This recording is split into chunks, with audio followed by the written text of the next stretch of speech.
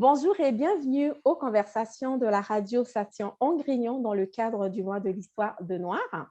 Et pour clore cette série de conversations, j'ai la joie et le privilège d'avoir avec moi deux entrepreneurs noirs, deux hommes inspirants. Alors, on aura avec nous Louis Edgar Jean-François, président directeur général du groupe 3737 et Mahamadi Savadogo, président trois entreprises. Je vais donc les nommer. Rayon Médical Inc., Yahaba Technologies Inc., SM Protection Inc. Bonsoir. Pour commencer, j'aimerais ça vous laisser un moment pour présenter brièvement vos entreprises. Je commencerai par toi, Louis Edgar. Le groupe 3737, qu'est-ce? D'accord. Qu'est-ce que ça fait, le groupe 3737? Donc, le groupe 3737, à la base, on est un incubateur accélérateur d'entreprises, mais vraiment, ce qu'on a mis en place, c'est un écosystème entrepreneurial pour venir supporter et accompagner les entrepreneurs issus de la diversité, de l'inclusion et des communautés noires. Notre but, c'est oui, accompagner les entrepreneurs, mais on a un but plus macro qui est vraiment d'être un vecteur de développement économique et on recherche à avoir un impact social. Dans l'Est de Montréal, précisément dans le quartier Saint-Michel, qui était considéré il n'y a pas si longtemps comme étant le deuxième quartier le plus pauvre au Canada, après Montréal-Nord qui est juste à côté. Donc, notre but, c'est vraiment d'utiliser le véhicule entrepreneurial, encore une fois, plus précisément, le véhicule entrepreneurial issu de projets, de porteurs de projets issus de la diversité et de l'inclusion. Donc, on le fait par le biais de 8 programmes d'accompagnement. Donc, on accompagne les entrepreneurs à tous les stades entrepreneuriaux où ils sont rendus, qu'ils soient au démarrage, pré-démarrage, en croissance et en maturité. Donc, on a vraiment, qu'ils soient jeunes, moins jeunes. Donc, on a vraiment des programmes là pour tous. Merci, très enrichissant. Et Mahamadi? Oui, je présentais la dernière née de mes compagnies, c'est Rayon Médical. C'est une compagnie, c'est une manufacture de masques chirurgicaux faits au Canada, de qualité médicale. Donc, on a démarré la production au mois de novembre. Notre usine est installée à Ville-Saint-Laurent et on a une capacité de production d'environ 2,5 millions de masques par mois. Wow, et ça Oui. s'applique bien, surtout dans le contexte de la pandémie où on est, et puis avec tous les problèmes de masse qu'on a eu au début de la pandémie. Alors, c'est vraiment quelque chose d'intéressant d'avoir nos entreprises locales, justement, qui peuvent nous fournir en masques. C'est vraiment une bonne chose. Effectivement, pour aujourd'hui, on aimerait bien parler des communautés noires et développement économique. Alors, on ne pouvait pas avoir meilleur choix et meilleur panéliste aujourd'hui. Oui. Donc, je suis vraiment contente de vous avoir. Oui. Et j'aimerais savoir, avant qu'on puisse rentrer dans le vif de notre sujet, je suis curieuse. On entend beaucoup parler de l'entrepreneuriat noir et on sait que cela n'est pas sans difficulté. Premièrement, j'aimerais savoir comment ça s'est passé pour vous, la création du groupe 3737. Est-ce que ça a été facile pour le groupe 3737, pour toute l'équipe, les initiateurs? Comment ça a été pour vous? Ça dépend. Est-ce qu'on parle dans le contexte pandémique ou la création du groupe? Non, la création du d'accord, groupe d'accord. au OK. départ. C'est sûr que lorsqu'on crée une nouvelle entité, puis compte tenu des objectifs qu'on s'est fixés, c'est sûr que c'est pas quelque chose de facile, donc ça ne se fait pas du jour au lendemain. Pour que vous sachiez, pour la petite histoire, on a été cofondé par un couple, donc Franck Saint-Élémy et Vicky Joseph, qui à la base voulaient chercher à mettre des entrepreneurs ensemble pour qu'ils puissent travailler ensemble et synergiser ensemble. Moi, personnellement, je suis comptable de formation, donc à l'époque, j'avais ma boîte en comptabilité et services juridiques dans le quartier Griffintown. Quand que l'idée est venue de mettre en place cet écosystème-là, donc Franck m'a demandé si je voulais m'installer dans ce qu'ils cherchaient à créer, ce que j'ai accepté. Puis, dans le fond, en arrivant là, ma boîte a connu une croissance fulgurante. Donc, on est arrivé avec une équipe de 2 personnes. Puis par la suite, 3 ans plus tard, j'ai vendu ma boîte. On était une équipe de 12, c'est-à-dire 8 personnes plus 4 pigistes. Puis ma boîte avait un chiffre d'affaires quand même appréciable. Donc, on avait connu une croissance appréciable simplement à avoir synergisé et travaillé avec les entrepreneurs de cet écosystème-là. Donc, non seulement ma boîte, mais également d'autres entreprises qui ont commencé au départ. Donc, l'idée, c'est quoi? On a vu qu'à travailler de façon informelle, ça fonctionnait. Donc, on s'est dit, essayons de mettre quelque chose en place, une structure formelle, pour aider d'autres entrepreneurs à faire exactement qu'est-ce qu'on a fait. Donc, l'idée, c'est au départ, comme je disais, on travaille de façon très informelle, mais là, on a voulu mettre en place une structure un peu plus formelle. Puis c'est là que, après la vente de ma boîte, que dans le fond, le cofondateur Franz m'a demandé si ça m'intéressait de devenir le PDG du groupe 3737, ce que j'ai accepté. Donc, au départ, j'étais tout seul. Au départ, pour vraiment structurer et mettre en place l'accompagnement, et c'est-à-dire la structure formelle. Donc, première chose que j'ai faite, j'ai commencé, j'ai procédé à une embauche, trouver des ressources humaines et financières surtout pour pouvoir payer justement, avoir une plus grande permanence, structurer les programmes d'accompagnement. Donc aujourd'hui, on en a 8, mais à l'époque, on avait commencé, on en avait 5. Donc, mettre en place conseil d'administration, comité de financement, comité de bénévoles.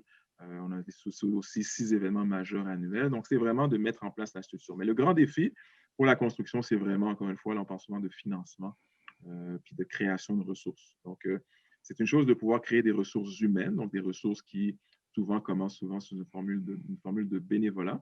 Mais bon, personnellement, je crois au bénévolat, mais jusqu'à un certain point. Donc, l'idée, c'est qu'il fallait arriver à un stade où on puisse créer des ressources financières pour vraiment avoir de la permanence et des gens qui sont à temps plein dans l'aventure. Donc, aujourd'hui, on est content de dire qu'on a maintenant une équipe de 11 personnes. On a maintenant 55 coachs qui nous accompagnent, 44 bénévoles. On a vraiment une belle équipe, un conseil d'administration maintenant de 11 membres. Donc, on a pu créer certaines ressources par le biais, encore une fois, de ressources financières. Maintenant, on n'a pas la prétention de faire ça tout seul. Donc, l'idée, c'était quoi? C'était d'établir des partenariats, collaborer avec des acteurs ici au Québec, mais aussi à travers le Canada. Aujourd'hui, on est bien content là, de pouvoir travailler avec 66 partenaires officiels qui nous aident justement à la livraison. Donc, pour répondre à la question initiale, c'est une construction, ça prend du temps, il faut créer des ressources. On commence par des ressources humaines, ceux qui veulent s'impliquer.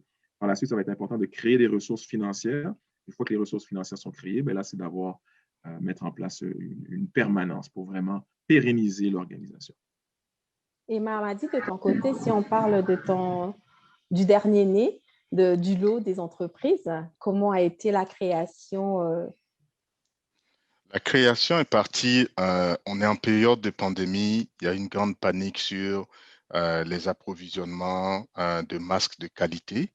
On entend par-ci, par-là qu'il y a des États qui ne laissent pas passer des masques qui traversent leur pays. On entend que souvent on découvre que ce n'est pas de bonne qualité. Et moi, avec mon partenaire, on a l'expérience d'avoir voyagé un peu partout dans le monde et une très bonne connaissance de l'Asie.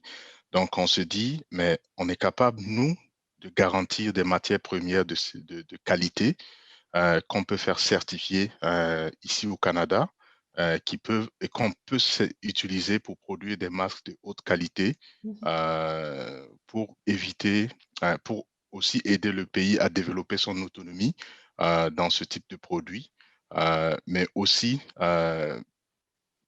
se dire que les gens sont réellement bien protégés. Donc, tout part de l'idée de vouloir apporter son aide, sa contribution à une société qui en a besoin dans un moment crucial. Et par l'idée, on essaie de regarder s'il y a des opportunités d'accompagnement qu'on pourrait aller chercher. On n'avait pas beaucoup de portes ouvertes, donc on décide d'investir des fonds propres et de chercher des équipements nécessaires pour démarrer la production. Donc, il y a toute une grande planification qui se fait parce qu'il faut synchroniser les acquisitions de machines, il faut synchroniser la production des matières premières, les tests de qualité, les contrôles qualité, il faut synchroniser l'emplacement de l'usine, synchroniser les activités d'aménagement intérieur, les installations de tuyauterie d'air, ainsi de suite. Il y a beaucoup de choses à faire. Et à la limite, à la fin de tout ça, il faut obtenir une accréditation de Santé Canada pour commencer à produire. Donc, il y a beaucoup d'activités, mais voulant aider on est habitué à relever ce genre de défis. Donc, on a pris notre organisation à cœur et on a détaillé l'ensemble de nos activités et on a mis le plan en exécution. Donc, si je comprends, l'accréditation est déjà obtenue et finalement, la production est déjà en marche. Les premiers masques sont déjà disponibles. Je voulais revenir à lui, Edgar, qui disait le groupe 3737 est un écosystème entrepreneurial. L'idée, c'est accompagner, en fait, entre autres, accompagner les personnes. Et j'étais quand même allée regarder aussi un peu sur le site. Il y avait une partie où on parlait vouloir créer de la richesse, en fait. Donc, je voulais savoir concrètement, qu'est-ce que le groupe 37 en fait fait pour accompagner justement les entrepreneurs et puis évidemment, dans le contexte du mois de l'histoire de Noir, les entrepreneurs noirs. Bon, à la base, encore une fois, ce qu'on cherche à faire, c'est on cherche à créer du développement économique. On parle de création de richesse, création d'emplois. Donc, dans l'accompagnement qu'on fait, on ne fait pas simplement donner des ateliers. On mise vraiment sur un accompagnement personnalisé qui est adapté justement à l'entrepreneur pour lui permettre justement d'atteindre ses objectifs entrepreneuriaux. Maintenant, ce qu'on fait, c'est qu'on boucle la boucle. Donc, on se rend dans l'accompagnement jusqu'à la création effective de nouveaux revenus, jusqu'à la création effective d'emplois. Notre accompagnement ne se termine pas tant et aussi longtemps que ces deux objectifs-là ne sont pas accomplis. Donc, quand on parle de création de richesse, mais ça, c'est une création de richesse concrète. Pour vous donner un peu une idée là, en termes de chiffres, qu'est-ce que le groupe 3737 a réalisé. Donc, je peux vous communiquer les chiffres au 31 mars 2020 parce qu'ils ont été compilés. On a accompagné au 31 mars 2020 de 606 entrepreneurs. On a aidé à la création de 334 emplois. Et collectivement, nos entreprises ont généré 83 millions de chiffres d'affaires. Donc, on veut vraiment être sûr qu'en termes de résultats, ce qu'on fait, bien, ça amène des résultats que je viens de vous partager. Donc, encore une fois, on boucle la boucle jusqu'à cette création effective de richesse. Du coup, j'ai le goût de savoir, quand on parle de développement économique, la création de richesse, et je regarde dans nos communautés, on sait que quand on regarde le PIB au Canada, c'est environ de plus ou moins 50 000 par habitant, mais on est aussi informé que ce n'est pas nécessairement tout le monde qui a des revenus de plus ou moins 50 000. On en a qui ont 10 000, 20 000. Et c'est aussi généralement davantage dans des communautés noires qu'on peut retrouver des personnes avec des faibles revenus, des faibles salaires.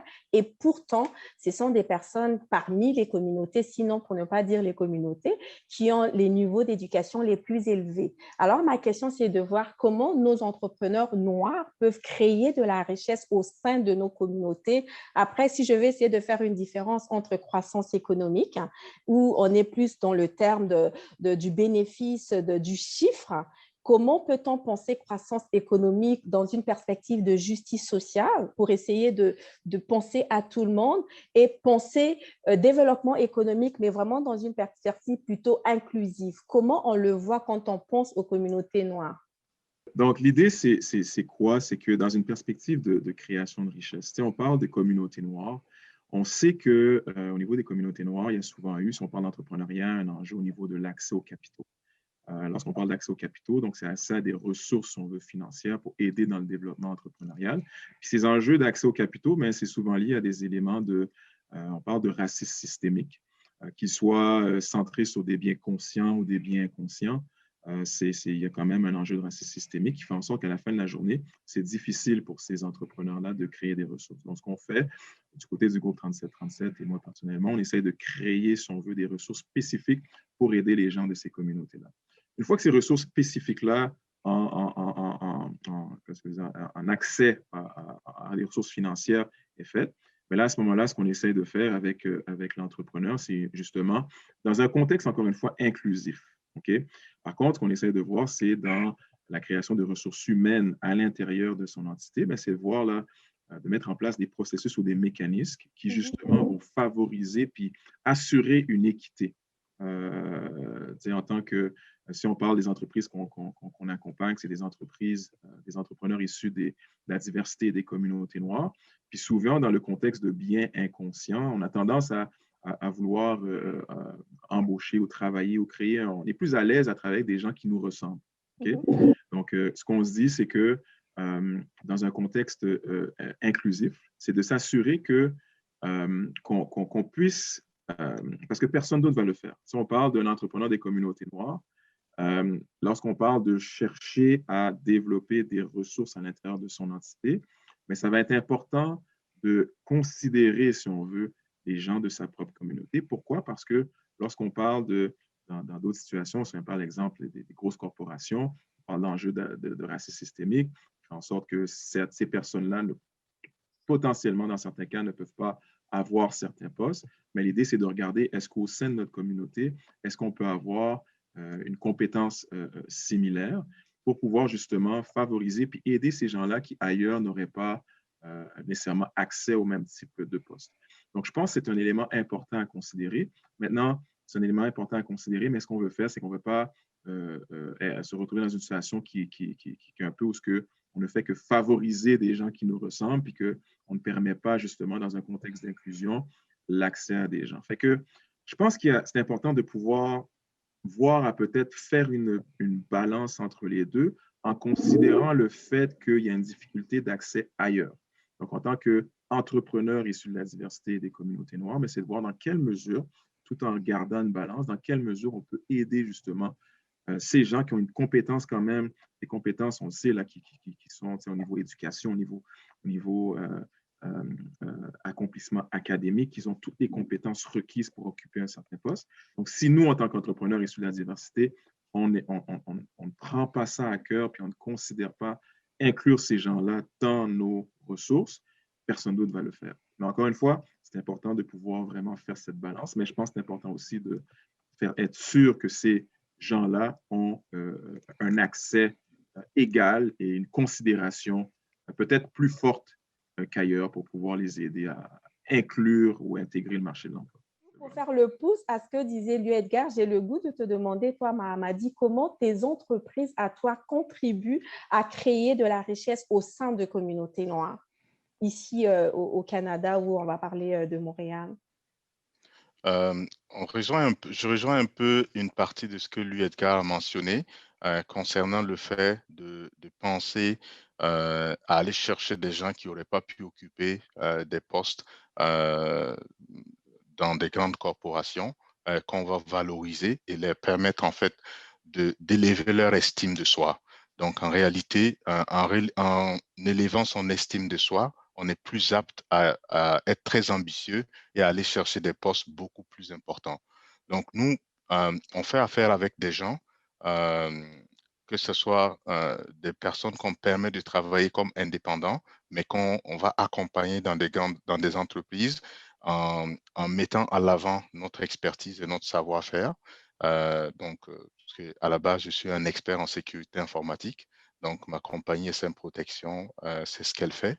Elle sécurise des systèmes dans des grandes entreprises. Donc, le fait d'accompagner et d'amener des gens et avec déjà la réputation qu'on s'est bâtie, on amène ces gens-là à grandir avec nous et à grandir et à pouvoir être reconnus comme des experts dans le domaine. Donc, autrement, et aussi à élever leur portefeuille parce que et leur niveau de finance, parce que les emplois les mieux payés sont les emplois d'indépendants ou les emplois de pisistes où les expertises pointues sont recherchées. Aussi, dans les autres compagnies, on amène des gens qui, à la base, euh, euh, vont faire un emploi ordinaire de développeur, par exemple, dans une compagnie, dans une grande entreprise. Ils ne réussiront pas, on le sait tous, il y a la barrière du racisme systémique. Ils ne réussiront pas à atteindre des postes de décision ou des postes de responsabilité. Ben, nous, dans nos projets, on les permet d'être des chargés de projet. On les permet d'être des leaders ou des coordonnateurs et ça cultive une fois de plus une certaine compétence qu'ils pourront revaloriser plus tard.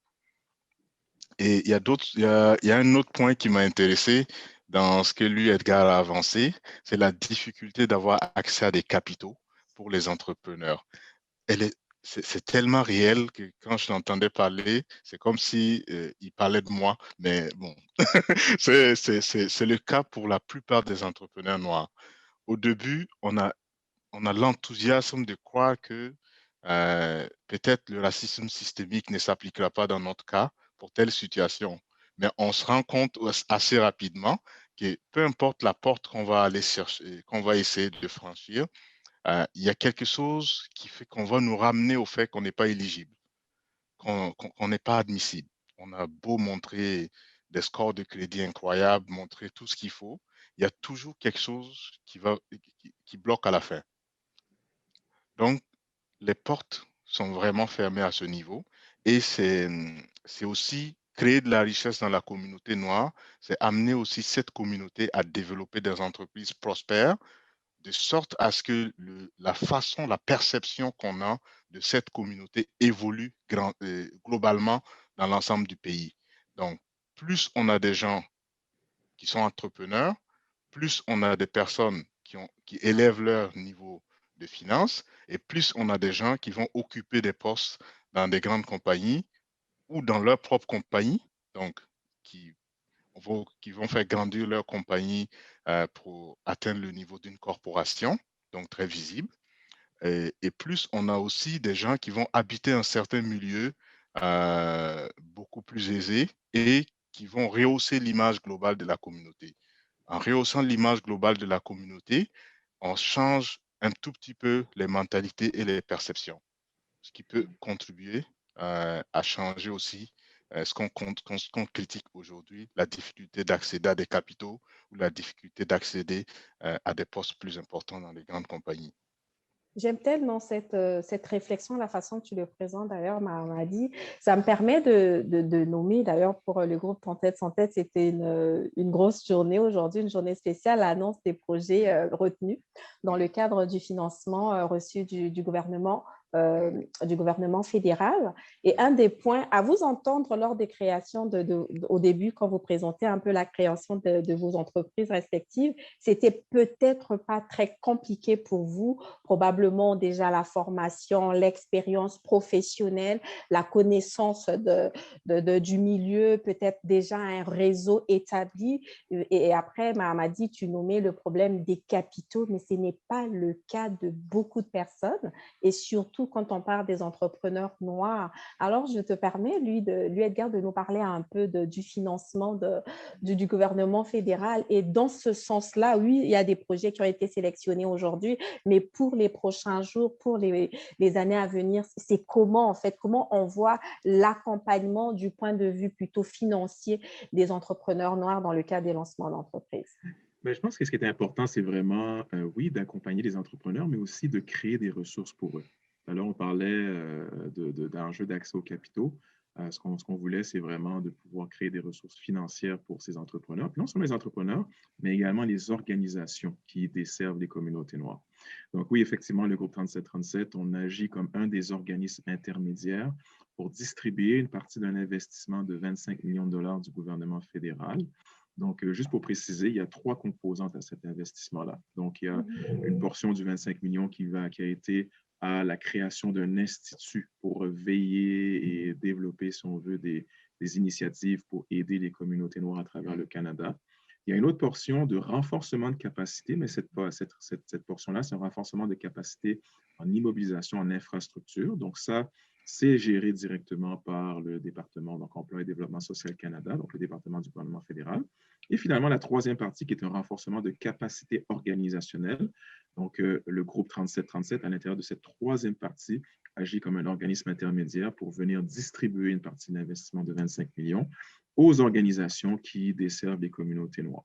Donc là, aujourd'hui, effectivement, c'était la journée de l'annonce des récipiendaires, donc ceux qui seront financés pour la première portion, si on veut, de cet appel de projet, parce que c'était important de comprendre qu'il va y avoir un deuxième appel de projet. Ce qu'on va faire, c'est qu'on va aider le plus d'organisations possible. Puis ça, cette initiative-là, c'est vraiment axé organisation, donc organismes à but non lucratif qui sont au service des communautés noires. Donc, c'est important de pouvoir créer cette première ressource-là pour aider les organisations, être sûr qu'on arrive à renforcer et aider les communautés noires à travers le Canada. Maintenant, dans l'optique de créer des ressources, mais cette fois-ci pour les entrepreneurs comme Mahama dit, des communautés noires. Donc, ce qui était important, c'est de voir comment on pouvait créer une forme de financement plus accessible. Donc, encore une fois, l'enjeu, c'était un enjeu d'accès aux capitaux. Donc, comment on pouvait créer une forme de financement pour aider spécifiquement les entrepreneurs des communautés noires. Peut-être rapidement, un petit historique, comment on est arrivé à ça. C'est l'année passée, lorsque le Québec s'est arrêté, on a, dans le fond, il y a eu certains enjeux par rapport aux entrepreneurs qu'on accompagnait. Ce qui arrive, c'est que les gouvernements ont été très proactifs pour mettre en place des mesures pour aider les entrepreneurs de façon générale. Par contre, ces mesures-là ne couvraient pas les entrepreneurs de la diversité, mais plus précisément ceux issus des communautés noires pour plusieurs raisons. La cause du type d'entreprise. On sait que les communautés noires, on a beaucoup d'entreprises de proximité à cause des éléments ethnoculturels. Donc, ce qu'on a fait, c'est qu'on a levé le flag, si on veut, le drapeau. On a sensibilisé les gouvernements pour leur faire savoir que, écoutez, vos mesures ne couvrent pas les entrepreneurs spécifiques. Donc, ce qu'on a décidé de faire, ce qu'on a fait, c'est qu'on a envoyé des lettres à différents ministères, donc 6 du côté fédéral et 6 du côté provincial.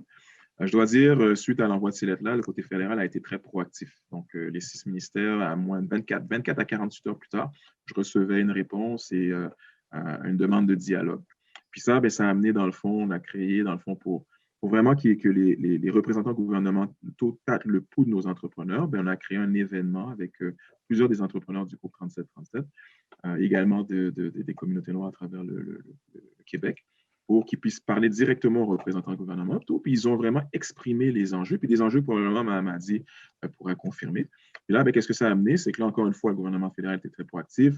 Donc, à chaque semaine, on a organisé des rencontres à chaque semaine avec les représentants gouvernementaux, vraiment avec le secteur de la mise en place de politiques. On leur a proposé certaines choses. Puis en cours de route, bien, on s'est adjoint, on a été développer des partenariats. Donc, ici au Québec, il y a une organisation ici qui est centrée sur les communautés anglophones. On a établi des partenariats à travers le Canada et ça a amené, dans le fond, un travail conjoint. Ça nous a amené à une annonce qui a été faite le 9 septembre dernier, à l'effet que 221 millions de dollars seraient mis en support aux entrepreneurs, spécifiquement aux entrepreneurs issus des communautés noires. Donc, on est bien heureux de cette annonce-là. Donc, on a été un peu, si on veut, un peu les catalyseurs.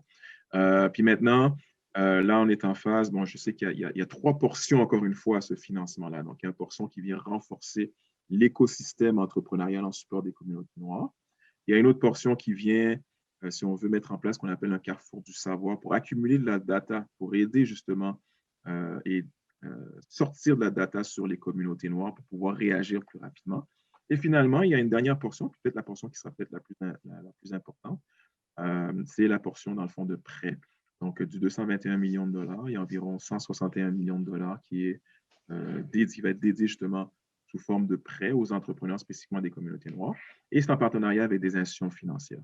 Donc, pour faire une longue réponse à la question, l'idée, c'est quoi? C'est qu'on travaille, c'est important de mettre en place des ressources spécifiques et adaptées, si on veut, aux communautés noires, parce qu'encore une fois, si ce n'est pas une mise en place d'initiatives adaptées, bien là, on va un peu recréer ce qui s'est passé dans le passé. Je dis recréer, c'est-à-dire recréer ces difficultés d'accès aux capitaux. On veut créer ces ressources, amener justement les communautés noires à, si on veut, j'ai le terme anglais, à scaler, mais à croître leur entreprise. Justement, on a besoin de ces champions-là, justement, pour inspirer. Là, je sais qu'il y a probablement beaucoup de jeunes qui nous écoutent, pour inspirer les jeunes à justement peut-être voir et choisir l'entrepreneuriat et démontrer que c'est un véhicule qui est extraordinaire, justement, que ce soit au niveau du développement personnel, au développement de l'individu, mais aussi dans le processus de création de richesse. Donc voilà ma réponse longue à une question courte. Très bonne réponse, justement, qui ouvre beaucoup d'autres questions.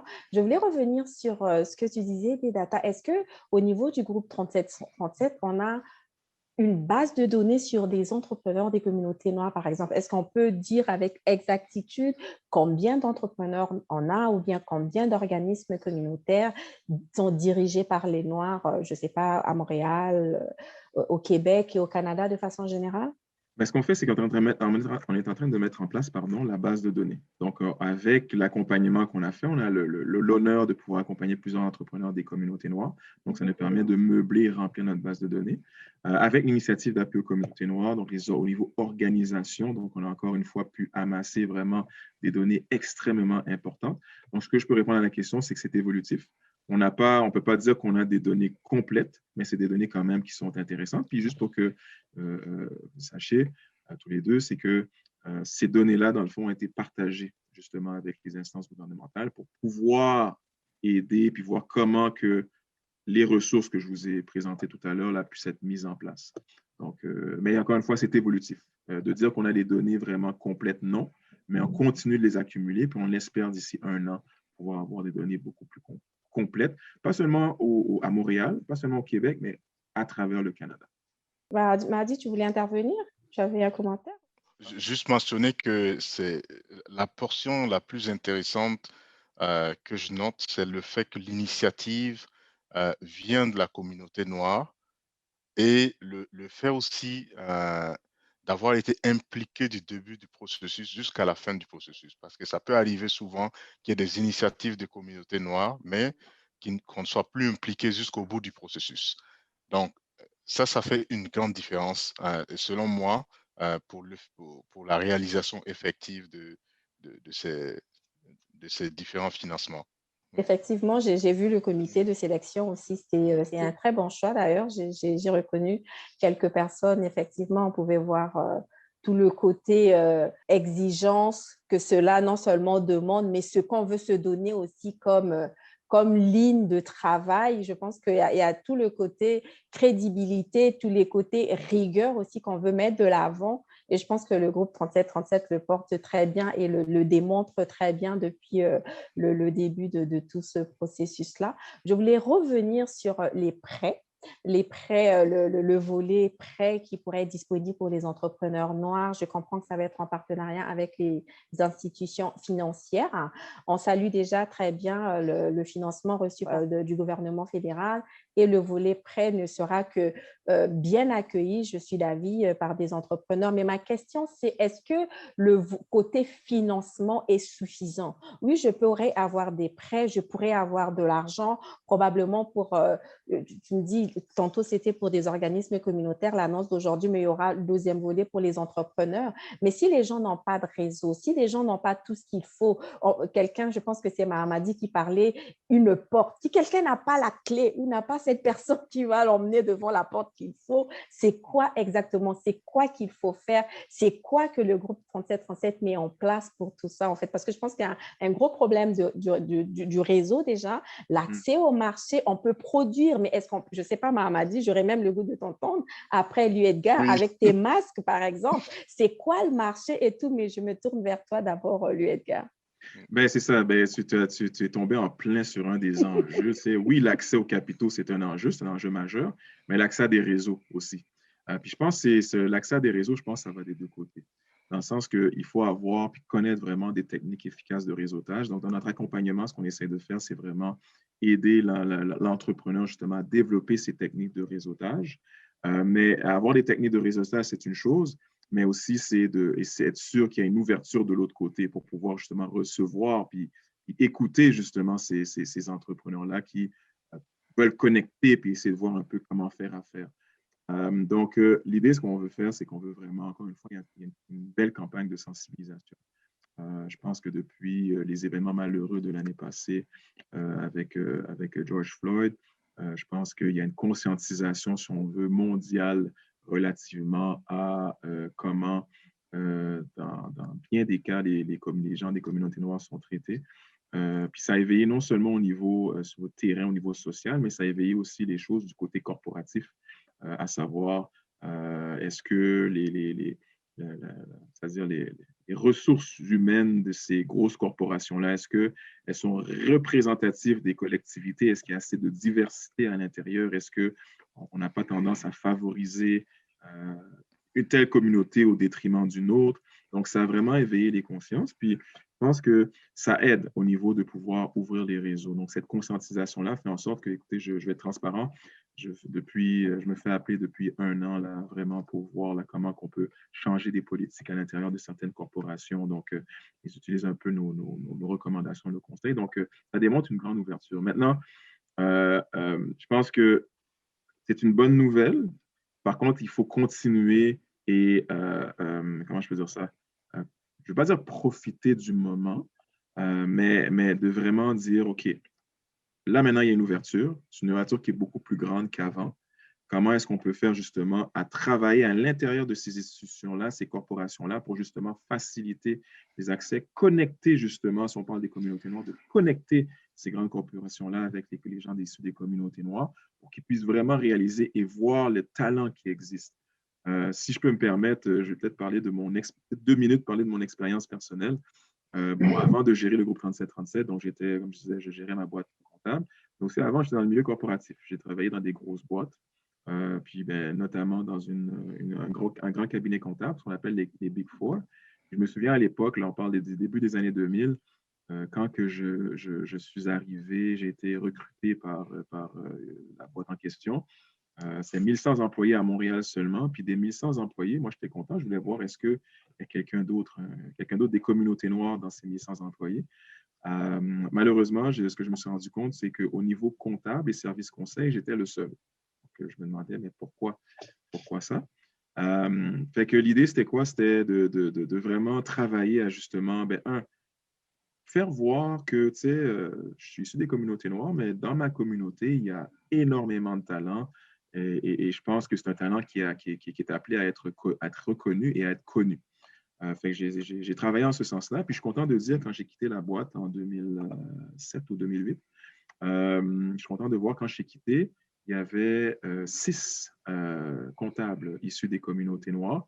Puis aujourd'hui, je peux dire, j'ai été visiter les bureaux l'année passée, avant la pandémie, puis je peux dire que c'est l'écosystème, c'est-à-dire un des cabinets les plus diversifiés qui m'a été donné de voir avec plusieurs membres des communautés noires. Donc je pense que c'est ça, c'est de vraiment pouvoir aider à faire voir la compétence et l'excellence, je dirais noire, mais l'excellence de la communauté noire pour vraiment changer ces perceptions-là, changer ces mentalités, puis voir vraiment qu'il y a énormément de talent au niveau des communautés noires. Puis je pense qu'il y a un travail à faire de ce côté. Effectivement, je reviens au début de la question avec Mahamadi. On Oui. parlait du réseau, on parlait d'avoir l'accès au marché et puis j'avais une curiosité qui me piquait là par rapport à ça. Comment ça se passe? Quand tu as présenté la création de Rayon Médical Inc., c'était en réponse à un besoin. C'était bien, on peut comprendre qu'il y a certainement, si on regarde le processus de lancement d'entreprise, on a fait notre étude de marché, on a décelé le besoin. D'accord, mais une fois qu'on arrive au niveau de la production, est-ce que le produit arrive à se liquider? Est-ce qu'il y a un marché? Est-ce qu'il y a un réseau favorisant la distribution de cette production-là, de ce produit? Je suis d'autant plus heureux d'entendre cette question parce que elle est capitale dans le processus de création de richesse. On a beau disposer des capitaux nécessaires pour créer la richesse, de l'accompagnement organisationnel ou structurel pour bâtir une compagnie. Il y a 4 éléments que moi je considère, c'est des éléments fondamentaux dans la réussite d'un projet. C'est la fabrication du produit, la qualité du produit, le marketing et la vente. Pour moi, chacun de ces éléments compte pour 25% dans la réussite. Aujourd'hui, avec la compétence et l'excellence de la communauté noire, on est capable d'arriver à avoir des produits, à fabriquer des produits, à nous assurer que les produits sont de qualité. Donc, on a complété 50% et on va rencontrer des obstacles sur les 2 autres, le marketing et la vente. Donc, au niveau du marketing et de la vente, on peut toujours aller chercher des compétences dans notre communauté pour le marketing. La vente, c'est là où c'est très, très difficile. Je m'explique. Pour moi, déceler un besoin, essayer de répondre aux besoins et vendre, c'est 2 choses complètement différentes. Souvent, on peut tomber de nu. Donc, nous, actuellement, avec Rayon Médical, quand on a voulu rentrer dans ce dernier carré-là de vente, on s'est rendu compte qu'il y a eu, par exemple, plus de 600 contrats qui ont été octroyés gré à gré par le gouvernement du Québec dans l'acquisition d'équipements de protection personnelle. Dans ces 600 contrats, nous ne sommes pas dans le réseau, donc nous sommes exclus d'office. C'est ce que ça veut dire. Parce que pour faire participer à des contrats gré à gré, il faut être connu dans ce réseau-là. Donc, c'est là qu'on se rend compte que la communauté noire a très peu de réseaux. Et ce qui est normal, on a très peu de chances d'accéder à des postes de décision. Donc, comme on a très peu de chances d'accéder à des postes de décision, on a très peu de représentativité dans ces milieux-là. Donc, comment vendre à des milieux qui ne vous connaissent pas, où vous n'êtes pas représenté? C'est un défi que Et ça me fait plaisir d'entendre les ambitions du groupe 3737. Donc, c'est un des défis que nous allons faire face si nous voulons créer de la richesse. Il faut qu'on soit en mesure d'être présent là où les décisions se prennent, pour qu'on soit impliqué. Donc, pour moi, c'est un des éléments primordiaux. Ensuite, il y a un autre élément.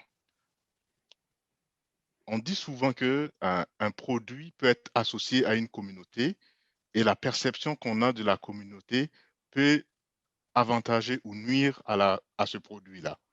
Donc, la grande question, c'est, on se pose souvent la question, est-ce que je dois embaucher quelqu'un de la communauté noire pour faire ma vente et la personne va appeler et peut-être qu'elle va avoir un accent, elle va être jugée, elle va dire son nom de famille, elle va être jugée et peut-être que je perds des points d'office lorsque la personne fait un appel.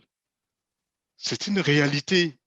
Est-ce que, euh, est-ce que je dois embaucher quelqu'un de la communauté ou je dois embaucher quelqu'un qui a un accent québécois qui va passer dans la maille lorsqu'elle va appeler? Ces questions-là, j'aimerais savoir comment, malgré les financements que la communauté noire va bénéficier du groupe 3737, comment résoudre ces questions structurelles? Oui, j'en ai, J'ai le ma goût liste est longue. Tu sais? on n'était pas dans une dynamique de Oui, questions-réponses, mais en même temps, oui, j'entends la question qui est posée et puis je me oui. disais, lui, Edgar, j'ai le goût de te demander, à un moment donné, on ne peut pas vouloir une chose et son contraire non plus. C'est vrai qu'il y a Ouais, une réalité, mais ouais, on parlait, tantôt au début, je parlais d'un développement économique inclusif. On est dans une société diversifiée et d'ailleurs, aujourd'hui encore, on écoutait l'annonce du gouvernement, on a un nouveau ministère de lutte contre le racisme maintenant.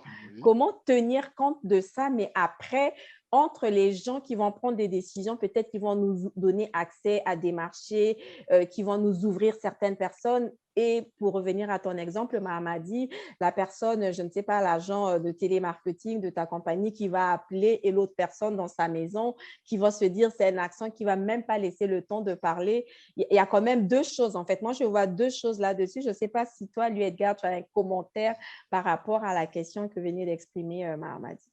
Ben écoute, honnêtement, ce que Mamadi a dit, là, c'est ces deux points-là qui sont clés. Pour peut-être, il y a de l'espoir, dans le sens que Mm. je fais partie présentement, on m'a demandé de faire partie d'un comité consultatif, c'est les bureaux des petites et moyennes PME. Dans le fond, c'est quoi? Mais c'est tout ce qui est lié à l'approvisionnement. Puis encore une fois, c'est du côté fédéral. Fait que l'idée, c'est quoi? C'est vraiment de pouvoir le plus tôt possible, pouvoir mettre en relation, si on veut, les entrepreneurs issus des communautés noires avec les opportunités, justement, de pouvoir avoir le gouvernement fédéral comme client. Donc, on travaille très fort, justement, à régler ce premier enjeu-là. Puis c'est un enjeu, là, merci de l'avoir soulevé, là, qui est un élément clé. On parle d'accès à des réseaux, mais justement, l'idée, c'est quoi avec ça? C'est vraiment de favoriser, si on veut, un canal direct communauté noire avec la possibilité d'être un fournisseur du gouvernement.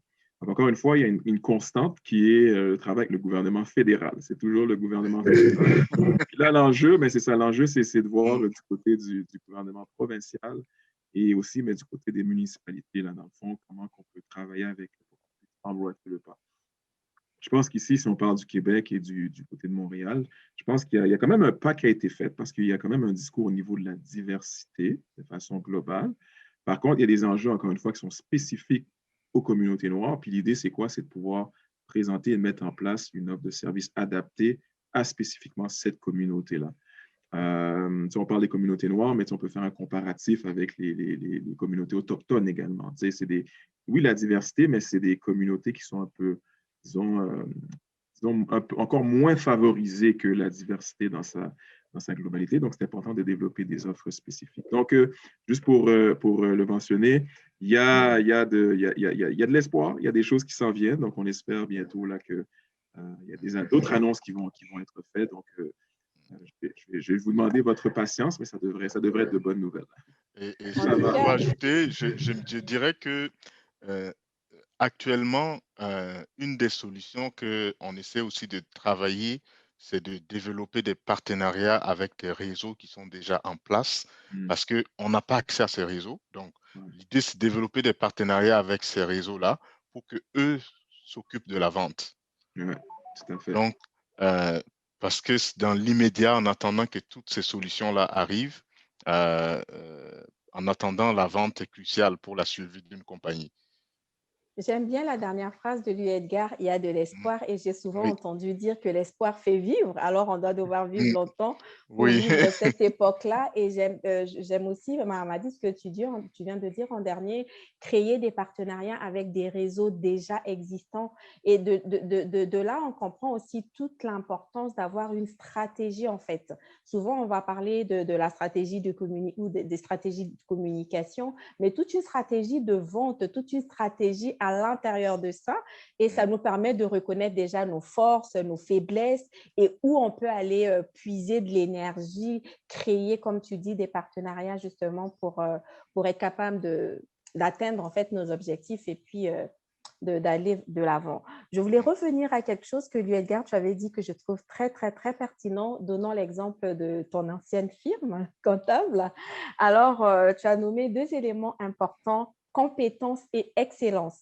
Dans les communautés noires, on parlait des talents et souvent, c'est quelque chose qui n'est pas forcément reconnu. On a j'ai souvent entendu personnellement, je ne l'ai pas vécu, mais je crois que c'est ça. La plupart des chauffeurs de taxi, on en a beaucoup. Il y a beaucoup de Maghrébins, mais on en a beaucoup aussi d'Haïtiens, on en a beaucoup ailleurs ou d'autres qui travaillent ailleurs. Moi, personnellement, je connais des médecins, des ingénieurs parce que, bon, pour des raisons de diplômes qui n'ont pas été obtenus ici, des questions d'équivalence, mais qui travaillent dans le télémarketing, qui travaillent ailleurs. Et pourtant, c'est des talents, c'est des gens avec des ressources et qui peuvent vraiment aider. Ce que je veux savoir, c'est comment faire pour permettre aux communautés noires, à ces compétences et cette excellence noire, ces talents noirs, de prouver et d'exercer leurs capacités. Parce que souvent, on n'a pas cet espace-là pour le mettre de l'avant, pour faire profiter, en fait, pour contribuer à ce développement économique. Quoi faire et qu'est-ce qui peut être fait? Ben, je dirais dans un premier temps, il y a toujours ce concept-là de changer les mentalités. Comme tout à l'heure, Mamadi l'a mentionné souvent, mais on peut avoir tous les outils, c'est-à-dire le produit dans le cas d'un entrepreneur, mais à la fin de la journée, s'il n'y a pas une réceptivité de l'autre côté, mais on va frapper un mur. Donc maintenant, je pense que, encore une fois, je vis d'espoir. Je pense que l'idée, c'est encore une fois, c'est de profiter du momentum puis de venir changer les mentalités. Mais j'ai tendance à penser que maintenant, je pense qu'il y a une conscientisation au niveau d'aller chercher les meilleurs talents, une plus grande conscientisation. Ça, je peux le constater du travail que j'ai fait à travers le Canada. Je peux constater justement qu'il y a cette conscientisation, puis qu'à la fin de la journée, on y va vraiment en fonction de la compétence, mais pas en fonction justement de la couleur de peau ou des origines. Par contre, ce que j'ai pu remarquer, c'est que peut-être ici au Québec, quoi qu'il y a un pas de l'avant qui a été fait, par contre, si je compare avec le reste du Canada, le Québec est encore un petit peu en arrière. Donc, c'est continuer de pouvoir chercher à changer les mentalités, je pense, parce que ça va être l'élément clé. Donc, là, on parlait de momentum, les événements de George Floyd l'année passée, mais l'idée, c'est vraiment de continuer à créer ce momentum-là, changer les mentalités, encore plus ici au Québec, et de faire en sorte qu'à la fin de la journée, justement, on parle des grandes corporations, on parle justement des chercheurs de services, mais qui puissent à la fin de la journée se dire comme ça, mais OK, c'est quoi? On a une compétence qui présentement, qui vient de l'extérieur, qui a des origines externes, qui présentement est docteur, ingénieur, avocat, mais qui roule, sans dire qu'il y a des sous-métiers, il n'y a pas de sous-métiers, mais qui présentement roule un Uber ou on peut dire un taxi, parce qu'on sait qu'est-ce qui s'est arrivé avec les situations avec les chauffeurs de taxi, mais qui roule un Uber, qui roule un Théo ou peu importe. Donc c'est ça. Donc, je pense pour répondre à la question, ce qu'il faut, c'est, je pense qu'on n'est pas encore à 100% là. On est en voie de se diriger là, mais c'est de changer les mentalités du côté des employeurs et favoriser justement cette recherche de compétences plutôt que cette recherche de compétences fondées sur les origines. Changement de mentalité et en même temps, je me dis, on est d'ailleurs, j'allais dire la pandémie mais on est encore en plein dedans. on nous annonçait des vaccinations aujourd'hui, mais de façon générale, depuis l'année passée, cette pandémie a quand même exposé beaucoup d'inégalités et je pense que dans les communautés noires, ça a encore démontré la fragilité, si je puis me permettre le terme, la pauvreté. Tantôt, on parlait de la richesse, donc j'essaie de prendre l'opposé du mot richesse, la pauvreté dans ces communautés-là. Comment vous pensez que la pandémie a affecté le développement économique ou la création des richesses au sein des communautés noires? La pandémie a joué un rôle crucial, effectivement, euh, dans l'appauvrissement d'une bonne partie d'une partie de la communauté noire, parce que les emplois que cette communauté occupe, c'est les emplois qui ont été en péril suite à la pandémie. Donc, il faut dire que la pandémie favorise le télétravail. Donc, il faut déjà occuper un emploi qui permet le télétravail pour rester dans la chaîne de l'emploi. Et justement, tout ça rejoint le fait de développer une communauté qui est diversifiée, qui peut occuper des postes beaucoup plus mieux rémunérés, donc qui aurait pu en ce moment être dans des positions de télétravail en majorité, que plus dans des positions de travail de travail précaire. Donc, moi, c'est de ce côté-là, je vois comment la communauté a été affectée. Et aussi, si on regarde dans tout ce qui est éléments de réponse euh, donnés, la communauté, donc lui, Edgar l'a déjà mentionné, la communauté est moins concernée dans les mesures de réponse pour soutenir les familles touchées par la pandémie, donc qui se sont appauvries dû à la pandémie.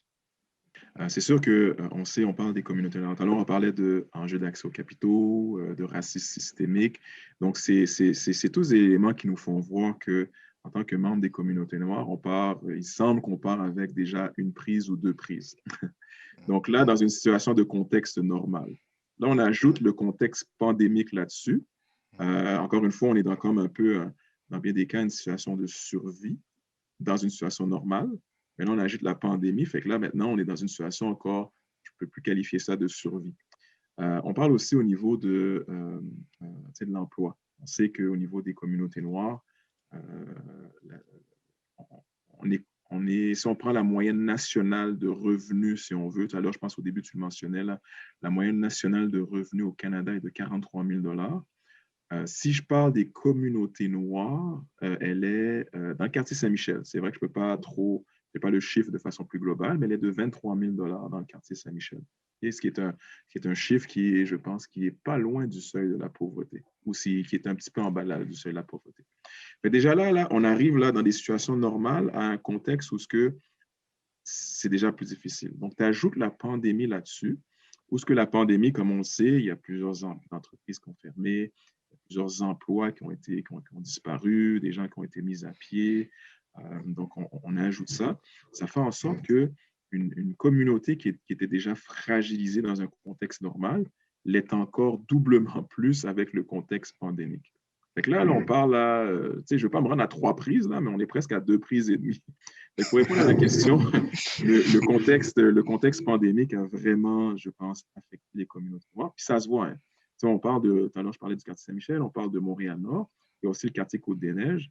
C'est des quartiers, justement, qui a quand même une forte concentration de gens des communautés noires, mais des gens qui sont considérés, c'est-à-dire une communauté qui est considérée plus pauvre que d'autres quartiers. Donc oui, le contexte pandémique a affecté grandement les communautés noires, puis encore plus les communautés noires que d'autres communautés, pour les raisons que j'ai précitées. Donc, encore une fois, on revient au fait qu'il faut, encore une fois, mettre en place des mesures spécifiques pour aider ces communautés-là. Parce que si on met en place des mesures globales, les communautés noires vont se noyer à l'intérieur de tout ça. Il faut vraiment considérer les éléments particuliers des communautés noires. Qu'est-ce qui fait en sorte qu'ils sont dans la situation qu'ils sont présentement? Puis encore une fois, je généralise, là, parce qu'on a quand même des beaux modèles, là, comme on parle de Mahamadi, là, c'est un beau modèle de quelqu'un qui réussit bien du côté des communautés noires. Mais il faut quand même pouvoir mettre en place des choses spécifiques pour pouvoir aider les gens de ces communautés. Et c'est vrai qu'on a de beaux modèles, il y a Mahamadi, il y a certainement beaucoup d'autres aussi. Mais c'est minime en fait, c'est ça le problème. C'est vraiment, l'échantillon est tellement mince si on regarde dans l'ensemble de la communauté. Et ça me donne envie de vous poser la question suivante. Qu'est-ce que vous pouvez dire aux personnes des communautés noires? Et là, je vais axer la relève, je vais axer aux jeunes. Qu'est-ce que vous pouvez dire aux jeunes des communautés noires, aux personnes de communautés noires de façon générale, mais particulièrement des jeunes, pour le développement économique? Ben, peut-être si je peux commencer, dans le fond, au niveau du développement économique, c'est sûr que je vais prêcher pour ma paroisse. On parle d'entrepreneuriat. À la fin de la journée, puis on a tellement d'exemples aussi là, de gens qui sont employés, qui ont été fidèles pendant 35 ans, puis qu'après 35 ans, ben, on leur dit, écoute, merci pour tes services, on va devoir te laisser aller. L'idée, c'est quoi? C'est de considérer l'entrepreneuriat comme étant un vecteur de pouvoir créer notre propre richesse, de pouvoir créer nos propres emplois, de pouvoir créer, si on veut, des services qui vont pouvoir aider justement et favoriser, si on veut, si on parle des communautés noires, de favoriser et aider les communautés noires. Donc, moi, ce que je dirais, c'est que de considérer et de peut-être voir à sensibiliser les jeunes au contexte entrepreneurial. Essayer de voir, parce que pour moi, l'entrepreneuriat, ça permet de développer à tellement de niveaux, non seulement l'individu, mais encore une fois, de pouvoir créer cette richesse, cette création d'emploi-là. Fait que pour les jeunes, moi, ce que je dirais, c'est de considérer l'entrepreneuriat. Peut-être aussi de notre côté, on a un travail de sensibilisation, justement, pour vraiment démontrer, puis montrer c'est quoi être entrepreneur, qu'est-ce que ça prend. Puis quand on va, puis qu'on démontre un peu, on montre un peu c'est quoi être entrepreneur, on voit que ce n'est pas nécessairement très différent que d'être employé. En tant qu'employé, oui, je comprends qu'on a un chèque de paie à chaque 2 semaines, donc il y a un certain niveau de risque qu'on n'a pas. Par contre, au niveau du travail, au niveau de l'énergie qui est mise, surtout aujourd'hui en 2021, ça représente quand même beaucoup des heures, puis c'est le développement d'une carrière, et on s'entend là, c'est que quand on est employé, dans le fond, l'idée c'est quoi? C'est qu'on développe une carrière à long terme. Donc, c'est de voir, puis de démontrer que l'entrepreneuriat, au même titre qu'un emploi rémunéré, l'entrepreneuriat peut être également une belle carrière en mettant les processus, les bonnes façons de faire en place, mais que ça peut faire en sorte que l'entrepreneuriat peut permettre à l'individu de se réaliser. Donc, le message que j'ai aux jeunes, regardez et considérez l'entrepreneuriat. Peut-être un dernier message. Ce qu'on a constaté, c'est qu'on a un de nos programmes, justement, au groupe 3737, qui est axé sur les jeunes. Donc, un programme qui s'appelle Entrepreneurs de la relève. Pour les premières années, donc on a commencé en 2018. Donc, on a offert le programme à une école qui est considérée comme défavorisée, donc l'école Louis-Joseph Papineau.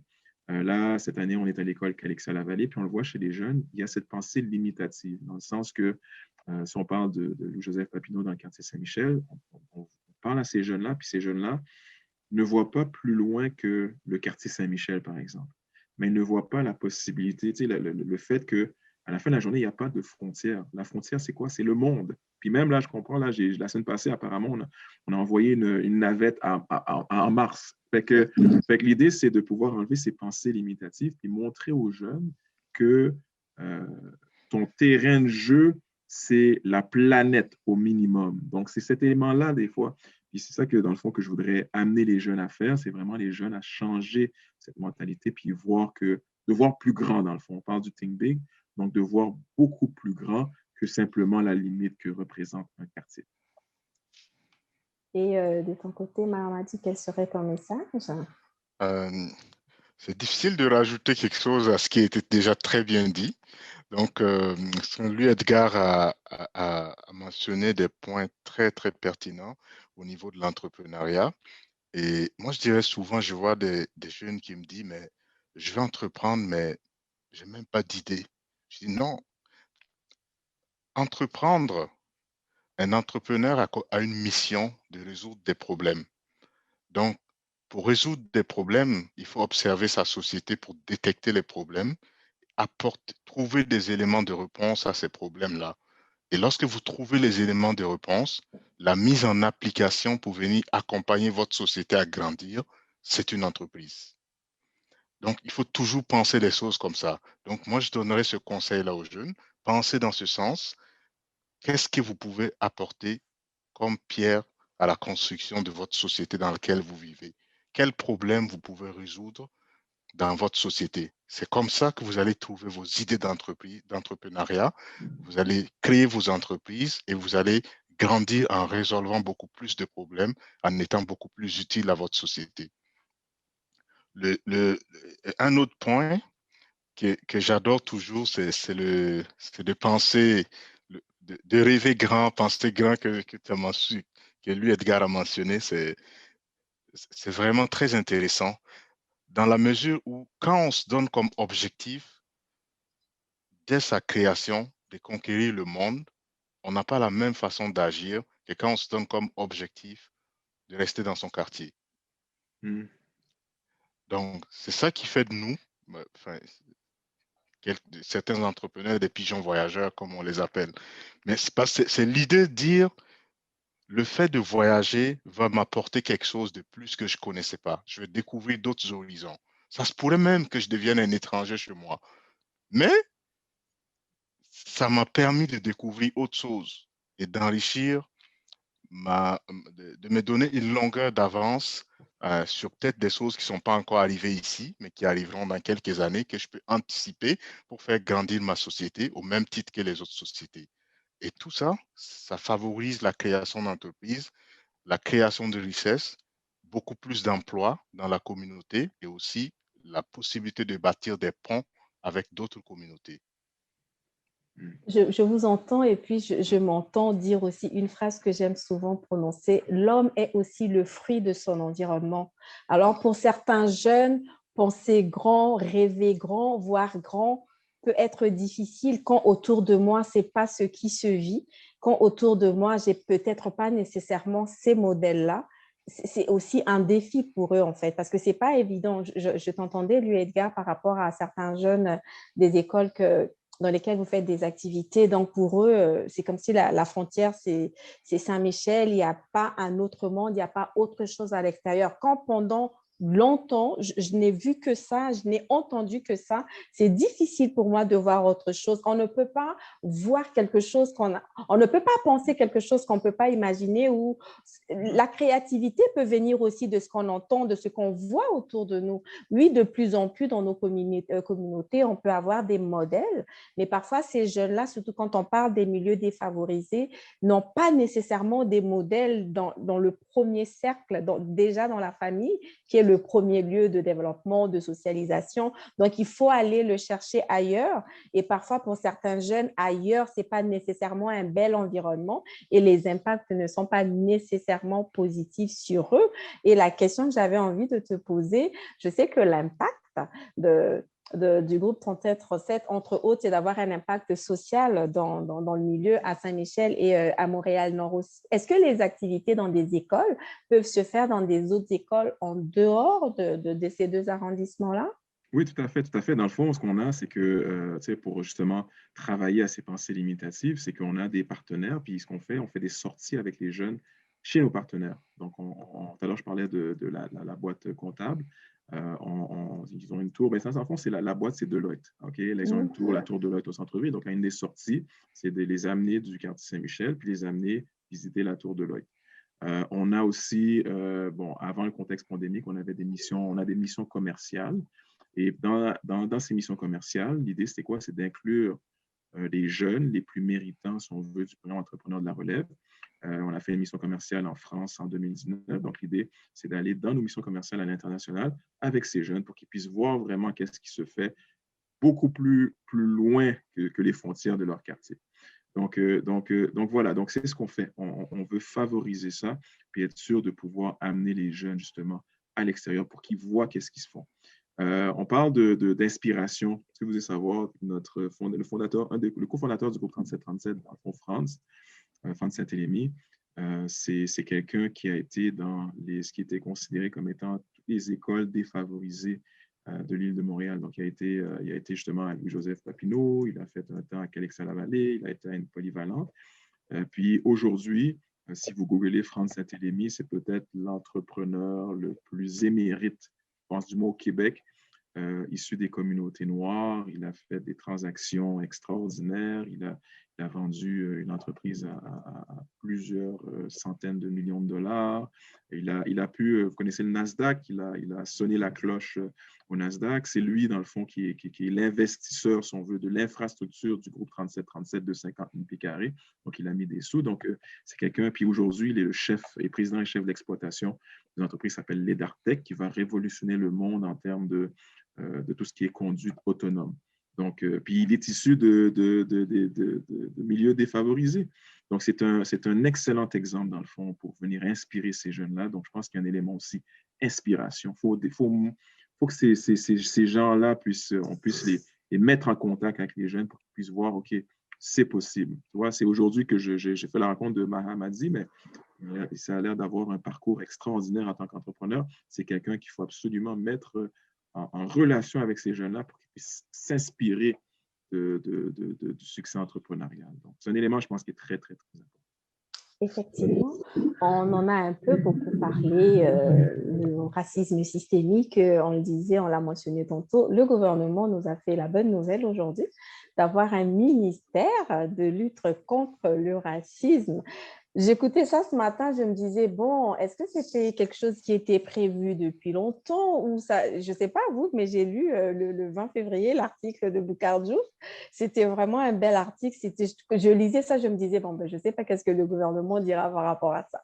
Et ce matin, j'écoutais qu'on allait annoncer ce nouveau poste-là. Je me disais, bon, ben, on est en train de faire des avancées. Je voulais entendre votre commentaire là-dessus par rapport à ce ministère de lutte contre le racisme, mais aussi toute la question du manque de représentativité. Mahamadi, d'ailleurs, tu le disais très bien. Qu'est-ce que vous pensez de tout ça? Je commence par Mahamadi, oui. Oui. Je pense que c'est déjà un bon premier pas pour un gouvernement de créer un ministère de lutte contre le racisme. Et de ce que j'ai lu, le gouvernement compte mettre en application toutes les recommandations du comité. Il y a comme eu un comité qui a fait des recommandations, un groupe de travail sur le racisme. Donc, pour moi, c'est une grande avancée parce que au début, peut-être que je n'avais pas très bien compris. Je pensais que le gouvernement ne reconnaissait pas le racisme systémique au Québec. Donc, mais reconnaissait qu'il y avait une certaine forme de racisme. Donc, je pense qu'avec le ministère et la volonté de suivre les recommandations, peut-être que c'est beaucoup plus d'ouverture vers des solutions. Donc, c'est déjà un très bon premier pas. L'autre chose que je rajouterais, c'est que j'espère, comme j'ai mentionné tantôt, le fait que le groupe 3737 ait été à l'initiative de quelque chose et finalement participe à la fin à l'exécution. J'espère la même chose que le ministère de lutte contre le racisme systémique va impliquer les personnes qui sont victimes de ce racisme systémique dans la lutte, parce que c'est comme ça qu'on reconnaît déjà les faits de racisme systémique ou de racisme tout court. Et en impliquant ces personnes, on va pour travailler sur les solutions qui sont mieux adaptées à ces personnes-là, ça peut donner beaucoup plus de résultats autre que de travailler sur des solutions qui vont finalement masquer l'existence du racisme systémique. Donc, je mets ça en opposition pour mettre en lumière l'importance d'impliquer les personnes qui sont concernées dans la lutte. Excellent. Moi, je trouve que c'est un excellent point. Je pense qu'effectivement, pour vraiment comprendre puis pouvoir mettre des mesures en place qui sont adaptées, il faut impliquer les individus concernés. La mise en place de cette initiative-là, je trouve qu'elle est extraordinaire. Encore une fois, au niveau de la mise en place des ressources que j'ai mentionnées plus tôt, c'est des mises en place qui sont historiques, que ce soit du côté des organisations des communautés, des organisations là, qui servent les communautés noires, que ce soit du côté de l'initiative pour aider les entrepreneurs issus des communautés noires, c'est historique. Puis le gouvernement fédéral est conséquent, dans le fond, avec la mise en place justement de cette initiative, dans le fond, de lutte contre le racisme. Donc, je pense que c'est une initiative qui est excessivement importante. Puis ça continue justement dans ce momentum-là de faire prendre conscience qu'il y a un enjeu réel. Au même titre qu'il y a une initiative qui était spécifique justement pour venir en aide au support aux Autochtones, mais c'est de réaliser qu'au niveau des communautés noires, l'enjeu est similaire et tout aussi grande que l'enjeu relatif aux autochtones. Donc, ça lance clairement ce message-là. Moi, je pense que ce qu'il faut faire, c'est qu'il faut vraiment travailler à solidifier et à aider le plus possible ce ministère-là. Donc, c'est sûr que je pense qu'il y a une mise en place qui est faite à la tête de ce ministère-là. Je pense qu'il y a des gens, la sélection probablement a été faite de gens qui probablement ont eux-mêmes vécu des enjeux de racisme. Donc, je tends à penser que les gens à la tête de ça sont des gens qui ont une bonne compréhension. Mais aussi, de notre côté, on a cette responsabilité de dire, OK, il y a cette initiative-là. Qu'est-ce que je peux faire, moi, pour aider? Est-ce que même cogner à leur porte pour voir, regarde, vous avez mis ça en place, je veux m'impliquer, je veux mettre le temps de pouvoir solidifier et pousser votre organisme. Donc pour moi, c'est une extraordinaire initiative. Effectivement, je pense que ça, on est en train de faire des pas, on est en train d'avancer en fait. On est en train d'avancer et dans le bon sens, dans la bonne direction. On commence à arriver à la fin de cette entrevue. Pour terminer, messieurs, j'aimerais vous entendre. Quels sont les choix que vous aimeriez formuler? Je commencerai par toi, Mamadi. Quels souhaits tu formules pour le groupe 3737, mais aussi de façon générale pour les communautés noires à Montréal, à Québec, évidemment au Canada? Moi, j'étais très ravi de savoir que le groupe 3737 a été un groupe qui a été sélectionné parmi plusieurs organismes au Canada pour participer à la gestion d'un fonds destiné à soutenir les actions des communautés noires. Donc, choisir un groupe géré ou dirigé par des gens de la communauté noire pour ce genre de choses, je trouve que c'est déjà une marque de confiance qui va aussi de comment le groupe 3737 a su briller pour se faire cette marque de confiance, mais aussi ça donne l'image qu'on peut faire confiance aux groupes noirs, à des groupes dirigés par des noirs. Donc, je formule le vœu de grand succès dans les grandes ambitions du groupe 3737 au bénéfice de toute la communauté noire. Merci. Et aussi pour l'ensemble de la communauté noire, moi j'ai un vœu, c'est de s'élever et de se mettre au travail. Je dis toujours, le fait de se mettre au travail, ça permet de se démarquer, peu importe dans n'importe quoi qu'on fait comme travail. Si aujourd'hui, Mamadi Savadogo doit faire du ménage, mon travail, ça va être de très bien faire le ménage. Si je dois aller laver des autos, mon travail, ça va être d'être le meilleur laveur d'auto. Donc, si je dois formuler un vœu, c'est exceller partout où vous êtes. Parce que vous êtes une référence de comment on nous juge, vous êtes une référence de comment on nous perçoit. Donc, vous n'avez pas droit à l'erreur parce que si vous n'excellez pas, c'est une étiquette qu'on donne à nous tous. Donc, c'est ça le vœu que j'ai pour la communauté. Wow, tellement très bien dit, tellement très bien dit. Mais en même temps, pendant que tu parlais, ça m'a ramené à quelques propos que lui, Edgar, avait prononcés. Les talents dans notre communauté ont besoin d'être connus et reconnus, en fait. Donc, et je pense que c'est quelque chose de formidable. Et un de mes profs me disait toujours bien faire et le faire savoir. Avant de faire savoir, il faut d'abord bien faire et je retiens que nous devons être meilleurs dans ce qu'on fait. Peu importe ce qu'on fait, nous devons être meilleurs. Et pour toi, lui, Edgar, les vœux à formuler, premièrement, donc avec toi, je partirai pour la communauté, évidemment la communauté noire à Montréal, pour des entrepreneurs, je dirais, des entrepreneurs noirs à Montréal, au Québec, évidemment à travers le Canada et à la fin, par rapport au groupe 3737, ça serait quoi? Toi, ça serait peut-être pas les vœux, mais c'est quoi l'horizon? C'est quoi? Quelles sont les perspectives du groupe 3737 dans les années à venir? Alors, tu choisis l'ordre. Est-ce que tu commences par le groupe ou tu commences par les entrepreneurs? Je vais commencer par les entrepreneurs. Dans le fond, c'est à mon tour là, de suivre qu'est-ce que Mamadi a dit. Là, c'est un peu plus compliqué de mon côté. Fait qu'écoute, c'était tellement bien qu'est-ce que Mamadi a dit. Moi, je pense que le vœu que j'ai, encore une fois, tout à l'heure, je parlais de création de ressources. Donc, on a travaillé fort pour essayer de créer des ressources. Maintenant, ces ressources-là, c'est pour une période de temps déterminée. Donc, l'élément qui va être important, c'est vraiment j'ai le terme anglais, de leverager, donc d'utiliser ça vraiment comme levier pour créer des ressources supplémentaires. Donc, le dollar qui a pu être allé chercher, c'est de le transformer en 2, 3, 4 dollars. Donc, on parle de créer plus de richesse. Donc, mon vœu, c'est pour les entrepreneurs de pouvoir travailler justement à leverager, si on veut, cet investissement gouvernemental pour non seulement pouvoir aider au développement de leur entreprise, mais de façon beaucoup plus macro. C'est vraiment de créer plus d'emplois, de créer plus de revenus, de créer plus de ressources pour justement, dans notre cas, les communautés noires. Donc ça, c'est mon vœu le plus cher du côté des entrepreneurs, c'est vraiment qu'on puisse travailler en synergie, en collégialité pour vraiment leverager les ressources qui leur seront attribuées. Du côté du groupe 3737, mais c'est un peu, je pense, ce qui est important de comprendre, c'est on est, je ne vais pas dire une organisation qui est jeune, quand même, on a été fondé en 2012. On n'est pas là depuis 40 ans.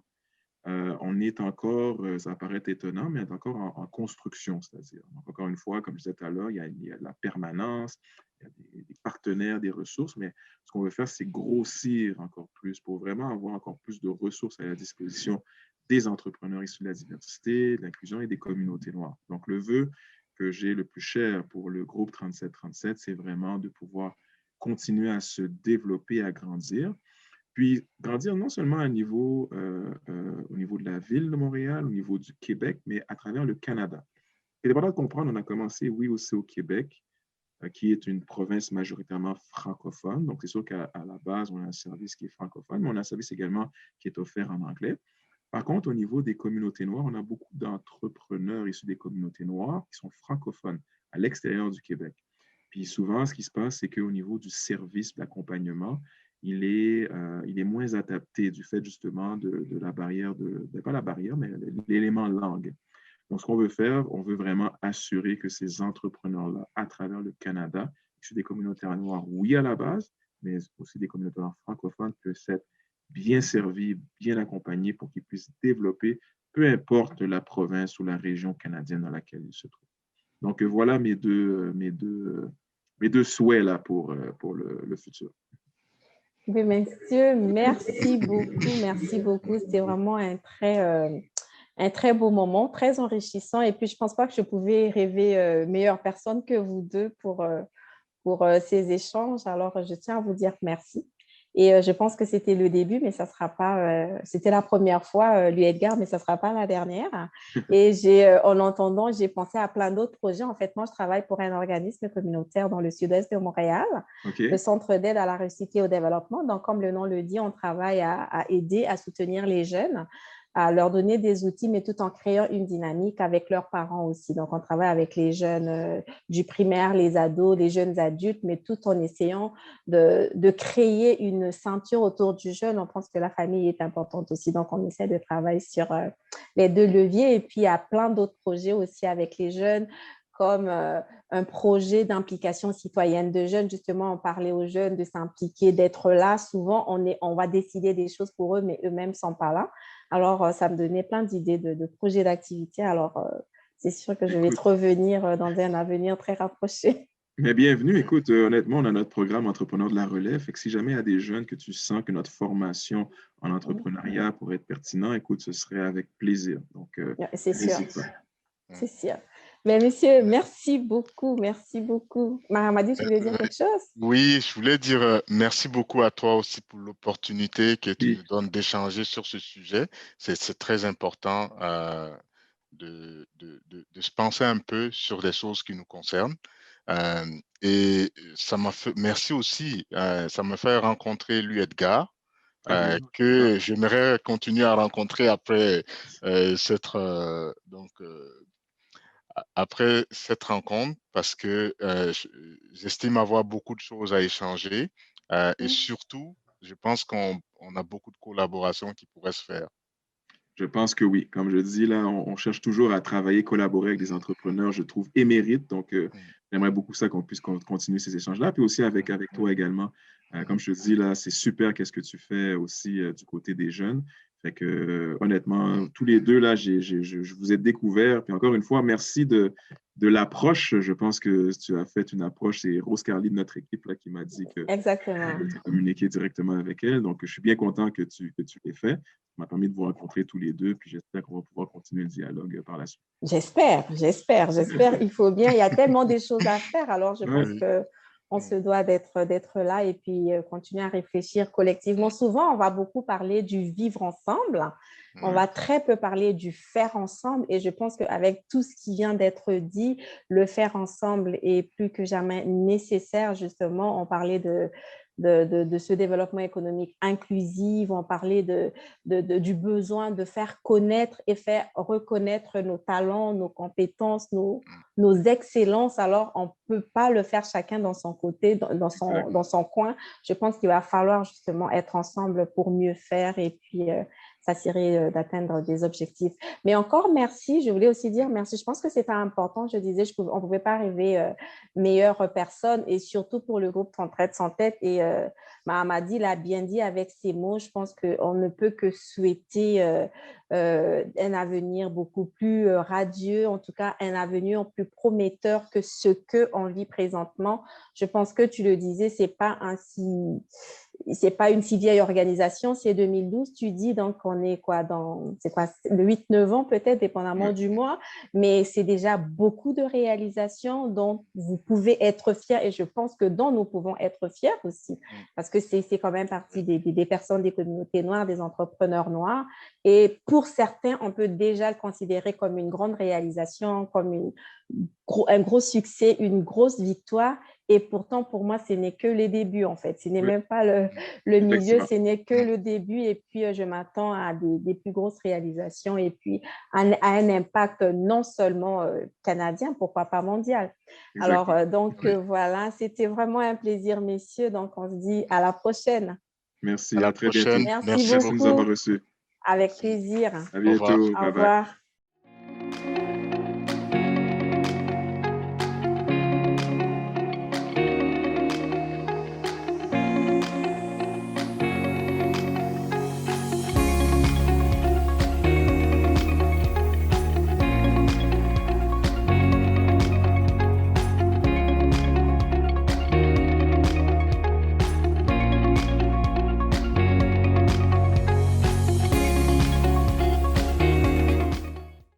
Station Angrignon, un projet développé par le Centre d'aide à la réussite et au développement, réalisé grâce au financement de plusieurs partenaires.